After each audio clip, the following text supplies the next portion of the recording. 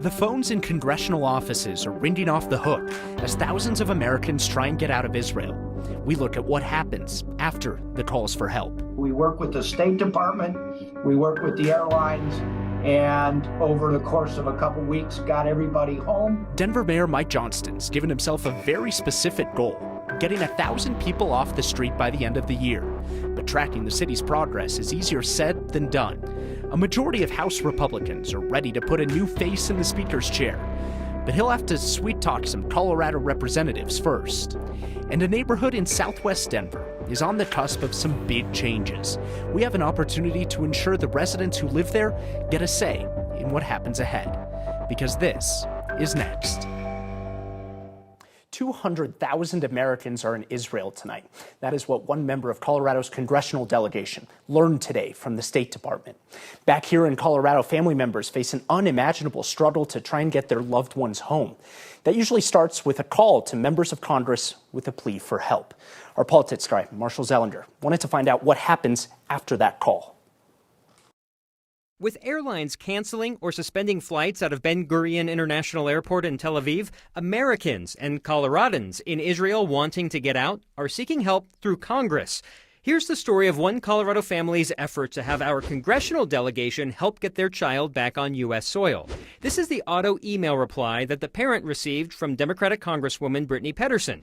Your opinion has been noted and your voice has been heard. It was followed up 2 hours later by a Foreign Affairs Issues staffer, guiding that parent to a State Department crisis intake form, along with 2 phone numbers to help their child connect with the U.S. Embassy in Israel. A similar email was sent from a constituent advocate staffer working for Democratic Senator John Hickenlooper. Former Congressman Ed Perlmutter tells me, behind the scenes, there is direct contact between congressional offices and the State Department. I'm sure the State Department is already in contact with our members of Congress and with our senators as to the procedure to help people exit Israel if that's what those people want to do. When Perlmutter was in Congress in 2020, his office helped Coloradans get home from other countries at the start of the COVID pandemic. We work with the State Department, we work with the airlines, and over the course of a couple weeks, got everybody home. He told me requests for travel help might go both ways. I know I'd gotten a call just the opposite. A cousin of mine, a distant cousin of mine, whose passport had expired, wanted to go to Israel to help out. He's got a medical background and he wanted to go to Israel to help out. Perlmutter made a call to his cousin's congressperson to help speed up a new passport request. Here is why I did not identify the Colorado family in that story. The one stranded in Israel at the moment does not want their name known out of fear of essentially being doxxed. But in this sense, tracked down because their name or image might be out there, and then that person might be harmed for having their face shown and their name known. And that's terrifying to know, like, you've got a parent wanting to help get someone home, and then when we reach out to that person, like, whoa, whoa, whoa, right. Do not talk about me until I'm home. Right, exactly. And you see all of those absolutely terrifying images. And obviously anybody there, for a loved one, they'd say, we want to get you home. There are actually people who are saying, I want to go to Israel right now. I think I can help. Right, like that last person, the cousin of Ed Perlmutter, he told me that cousin's son is a reservist in the IDF and is being sent over, or flew back to Israel to be a member of the IDF to fight. And here his dad, who has a medical background, wants to go help be some medical help in Israel. It's amazing. Just the beginning. Unfortunately, it may be many more days to come. Marshall, thank you. One of Colorado's newest Democratic state representatives is facing mounting criticism from both sides for his stance on the Israeli-Palestinian conflict. Tim Hernandez first drew criticism from his conservative colleagues for attending a small pro-Palestine rally this weekend, shortly after Hamas militants crossed into the Israeli border towns and killed and abducted hundreds of civilians. Almost immediately, Hernandez's Republican colleagues called for Democratic leadership to issue some sort of formal reprimand. In a statement earlier this week, Hernandez said he attended the rally in solidarity with the Palestinian community, who have also suffered hundreds of civilian losses in Gaza in the Israeli airstrikes following the Hamas attacks. Hernandez goes on to say he, quote, condemns war for any loss at all, and that he's against attacks on innocent people. Then we took a look at his social media activity. Over the weekend, Hernandez liked a series of tweets appearing to support the Hamas attacks as an act of resistance. Some of them seemed to make light of the war that's now killed more than 1,000 in Israel. Democratic House Speaker Julie McCluskey and House Majority Leader Monica Duran told us they were deeply disappointed with Hernandez and that he hasn't explicitly condemned the violence. We reached out to Hernandez today, offering him a chance to share his opinion with us. We haven't heard back. Back in August, though, Kyle asked Hernandez on this show what he thought of using force as a protest tool. Here's what he had to say. I mean, here's the deal. You're on the Fox News Channel homepage because people think that you were advocating for some kind of violent cultural revolution. And you said violence isn't my bag. No. But do you think that it is necessary or acceptable? I'm not here to police protest. You know, I think that folks who choose to relegate towards violence is a personal political decision for themselves. And I think that what that arrives at, and often is never people's first choice, right? Martin Luther King says the riot is the language of the unheard. Right. And I think that as a state legislator, I'm looking forward to creating opportunities to hear communities, because hopefully we can prevent any form of forceful cultural violence. Unsurprisingly, the Colorado Republican Party is calling for Hernandez to resign or for House leaders to expel him. That's an unlikely move and requires a 2/3 vote of all House members. Hernandez was appointed back in August by a vacancy committee with just 39 votes. Jurors deliberating the fate of two officers facing charges in the death of Elijah McClain went home without returning a verdict today. And there's no indication really on how close we are to getting one. Those 12 men and women are tasked with deciding what happens to Randy Rodema and Jason Rosenblatt. They're two of the officers who stopped Elijah McClain 4 years ago. He was heading home from a convenience store and had done nothing wrong. The officers threw McClain to the ground and paramedics injected him with ketamine.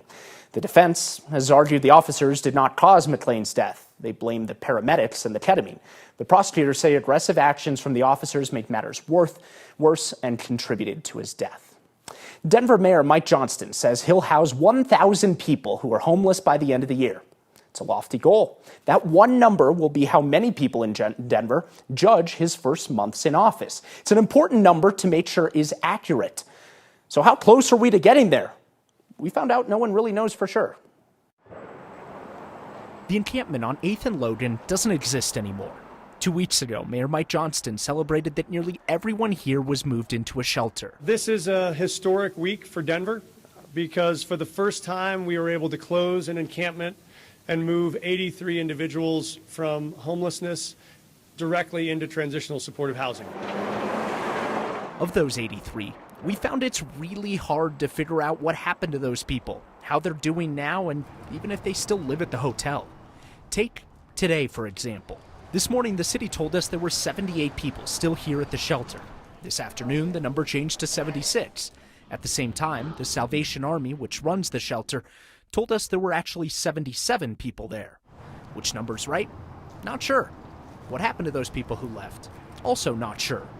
The Salvation Army told us 3 people were told to leave the shelter for violating policies, while others chose to leave or were moved to other shelters. The city, on the other hand, says some people were moved to safe outdoor spaces instead of the hotel, and they were also unable to verify IDs for others, bringing the number from 83 to 78, or I guess 76 now.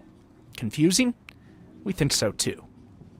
So I get it. Some might say this is just semantics. What's the difference between 77, 78, or 76? What does that make? But when the new mayor asks us to judge his success on being able to house 1,000 people, shouldn't we have confidence in that number? This week, we have an opportunity to help a nonprofit working to build a community in Southwest Denver. Kyle's on the road with an update on this week's Word of Thanks microgiving campaign. Thank you for being with Next while I'm away. If you haven't heard already, there's going to be an effort to build a community center in Southwest Denver on the old Loretto Heights campus. We'll talk about that a lot in the years to come. There's already a nonprofit that is on the ground doing terrific community building work. And that's why this week's Word of Thanks microgiving campaign supports Commune. They do a lot of things in that neighborhood, but my favorite work centers around food. They have a weekly food share that feeds hundreds of families in the community that might otherwise be in need. Volunteers come in and they put together this big community meal that everybody has as well, where a chef cooks a meal, everyone shares it. It's a wonderful opportunity to build and strengthen community in that area, and additionally just get food to folks who need it. And then they also work to use unused garden plots at schools in the area so that people who have the knowledge about how to grow but don't have the land have an opportunity to do that, to feed their families and their neighbors. Scan the QR code on your screen or text the word thanks to 303-871-1491 to get the link to join me in giving to Commune as they work to strengthen Southwest Denver ahead of that community center being built on the old Loretto Heights campus. Colorado Republicans find themselves divided over a new House Speaker. Yep, again. People in Arapahoe County say oil and water do not mix, so the county's cracking down on drilling near our drinking water. And student protests, yeah, they have a big impact. Just take a look at Fort Collins this week. The plan to close schools is off up there, at least for now. That's next.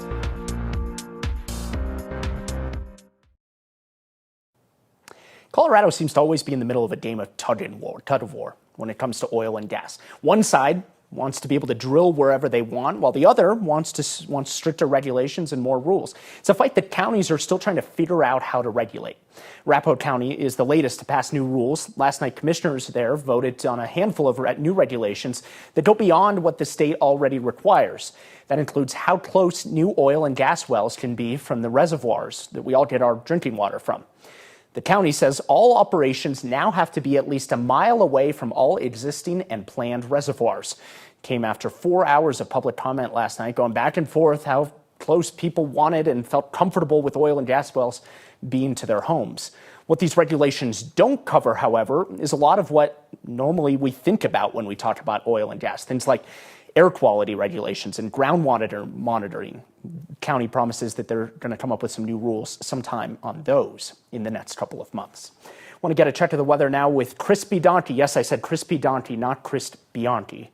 Chris, winter is coming, and it is here with a vengeance. Did I hear a foot of snow up in the mountains? Yeah, potentially. Along and north of I-70 and above 10,000 feet in elevation. And that's where you could get some of those double-digit snowfall totals. And you get up into Rocky Mountain National Park, wouldn't be surprised if we see a foot of snow in a few spots up that way. So mountain snow, showers, occasional rumbles, thunder here on the plains. Windy, turning windy tonight and tomorrow for most of us. And then we're much cooler with a first freeze likely later on this week. Now, we're looking here as much as 14 inches of snow here in the northern mountains, parks, Elk Heads, Rocky Mountain National Park. That's where that snow still falling as we speak, but the heaviest of the snow will likely be for a day tomorrow. Statewide, we're seeing some of those showers, some occasional rumbles of thunder, including a few light showers moving their way through the Denver area but into the mountains.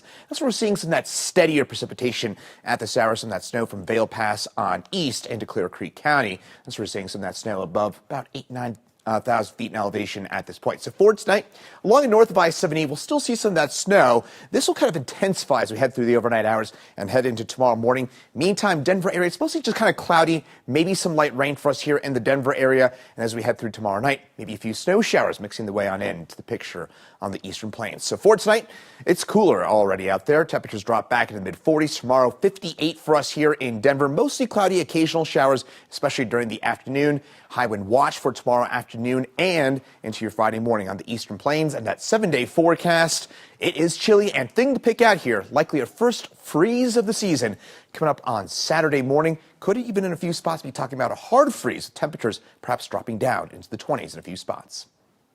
What we are challenging members of our community to do is to recognize the very real problem that we face as a district. The Poudre School District says they're going back to the drawing board after parents and students rallied against a plan to close and consolidate schools.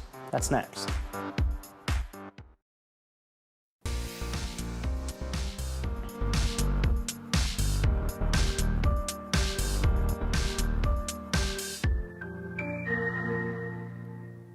Another day has passed without a Speaker of the House in Washington, and you can thank parts of Colorado's Republican delegation for once again holding up that vote.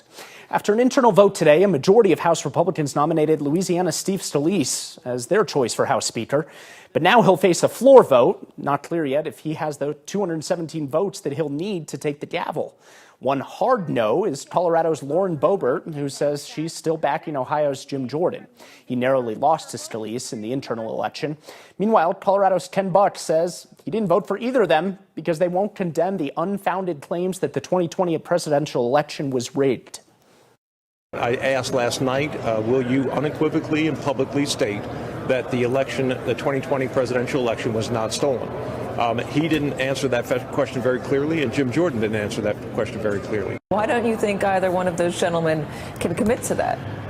I think there is a large group of Trump followers in this country that would disagree with that, and there would be a political penalty for saying such a thing.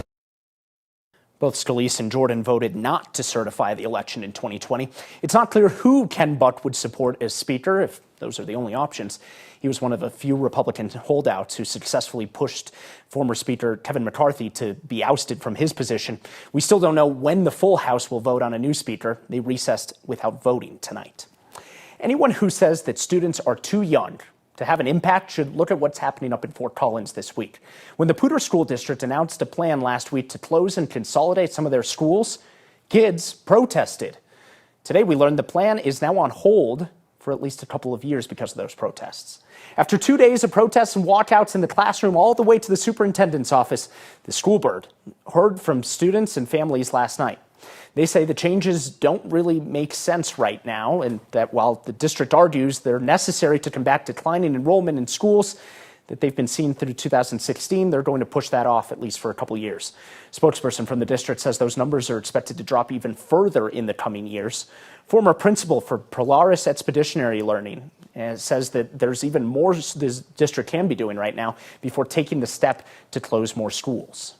If there are budget concerns due to declining enrollment, here's one idea. Polaris hasn't used a textbook in 16 years. We give every kid a laptop, especially at the secondary level. If they say the age of information is doubling every 18 months, how relevant is that textbook? The decision on whether to close those schools has now been pushed back until 2025. The district says it'll be creating a steering committee to help get community members involved with these consolidation decisions. They'll be holding listening sessions over the next few months. A sign that the Buffs bandwagon is filling up and an opportunity to help our neighbors. That's next. It's a sign that the Buffs bandwagon is running out of room. JC spotted this Go Buffs plate on the road last week. Won't make that Go Buff 5, but we're smart people. I think we can decipher what that means. This likely means Go Buffs, but the S was already taken. Too many people on that bandwagon. But hey, there's countless other options. Try an 8 instead of a B, a 0 instead of an O. There's plenty of options. If you see a sign that makes you do a double take, email it to us next@9news.com or use the hashtag HeyNext. Before we go, Kyle's got one more update on this week's Word of Thanks campaign, which will help strengthen a community in Southwest Denver. This week's Word of Thanks microgiving campaign supports Commune. They are a nonprofit that works in Southwest Denver, specifically around the old Loretto Heights campus, where they're part of the project to build a community center there over the next few years. But they're not waiting to build community. They're doing it right now by feeding people in need in that community through a weekly food share, a community meal, and by organizing people to garden the plots in the neighborhood that aren't being used so that people can put their skills and talents to use to feed their families and their neighbors. Scan the QR code on your screen or text the word thanks to 303-871-1491 to join me and others in giving to Commune for this week's Word of Thanks microgiving campaign. Got some feedback here. Kathy says, where in the world is Kyle Clark? Paris? Amsterdam? Kathy, come on, you didn't recognize the South Platte River? It's looking great this time of year. We'll see you next time.